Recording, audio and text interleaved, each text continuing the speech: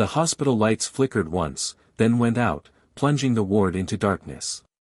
Clara Hayes froze mid-step, her tray of medical charts trembling in her hands. A second later, the backup generator kicked in, bathing the hall in a sickly yellow glow, just enough for her to see him. A tall man stood in the corridor, drenched from the storm, his shoes leaving muddy prints on the white floor. He wasn't a patient. He wasn't a doctor. And yet, he was holding a blood-stained nurse's ID card, one that hadn't been used in over 2 decades. When he spoke, his voice was calm, almost too calm. "I think this belongs to someone you used to work with, and if I'm right, she once saved my life. But before I tell you how, you need to know, she also saved yours, and you don't even remember it." Clara's brows furrowed. Saved my life? She had been working here only 6 years. The card in his hand was so old it had the hospital's previous logo, phased out before she'd even started nursing school.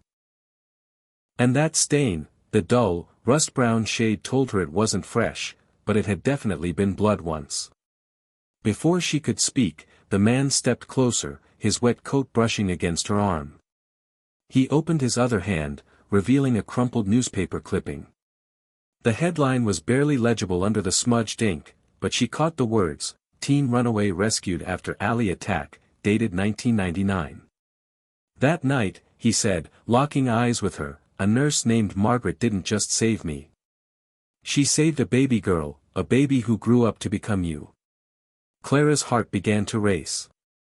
Her mind flashed back to every childhood bedtime story her late mother had ever told, but her mother had never mentioned anything about being in danger at the hospital. "I think you're mistaken," Clara said, her voice firm. "My mother raised me herself. We never." "Check your birth records," he interrupted quietly. "You were brought into this hospital on a freezing night 28 years ago. Your mother wasn't your mother yet. She found you abandoned in the waiting area, barely breathing. Margaret was the one who fought for your life. And I was there." Clara felt a shiver run through her despite the warm, stuffy air. The man extended the ID card toward her. "She gave me this that night. Told me, if you ever get lost, this will bring you back to where you were saved." Daniel Reed's story. Over the next hour, in the dimly lit break room, the man, Daniel Reed, told her everything. In 1999, Daniel had been a 17-year-old runaway, sleeping behind dumpsters, stealing scraps from restaurant bins. One night, while wandering aimlessly in the freezing rain, he saw a woman rush into an alley after hearing a faint cry. He followed her, and saw her kneeling over a bundled-up infant left in a cardboard box. The woman was Nurse Margaret. She scooped up the baby, Clara, and ran straight to St. Mary's Hospital. Daniel had trailed behind her, curious, until they were both inside.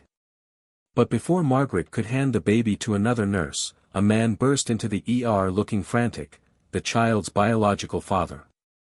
And he wasn't there to help. The father was in trouble, owing money to dangerous people, and in his twisted desperation, he tried to take the baby back. When Margaret refused, he lashed out. Daniel, without thinking, stepped between them, taking a blow meant for her. The blood on the ID card was his. Security arrived, police got involved, and the man was arrested. Margaret later arranged for the baby to be placed with a young woman, the one Clara had always called Mom. "She told me once," Daniel said, his voice trembling, "that the best way to repay a kindness is to carry it forward.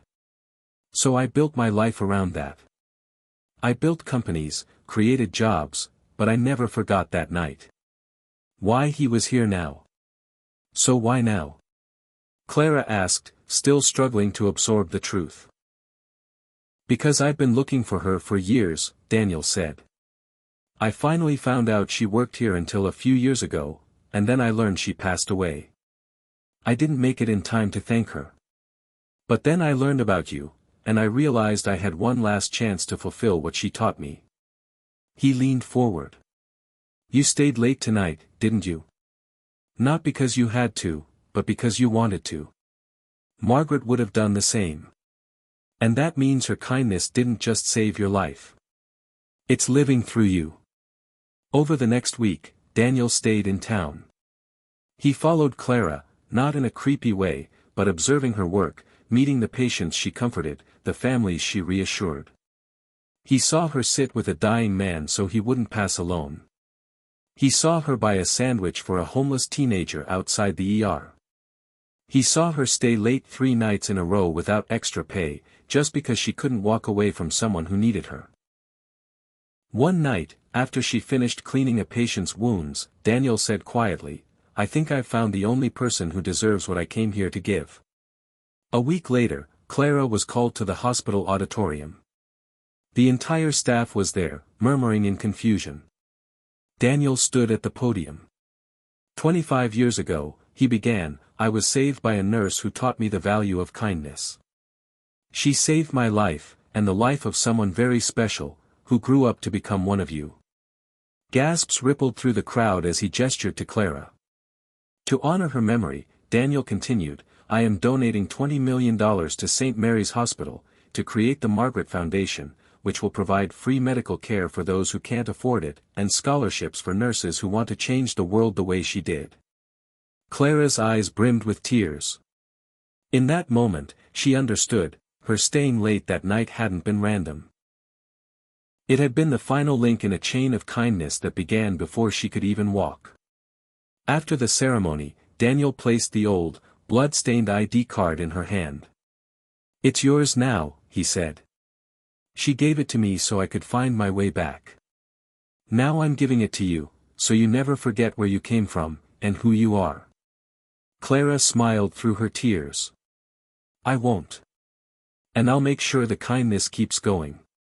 As Daniel walked out into the rain, Clara realized the truth, kindness doesn't just change lives in the moment.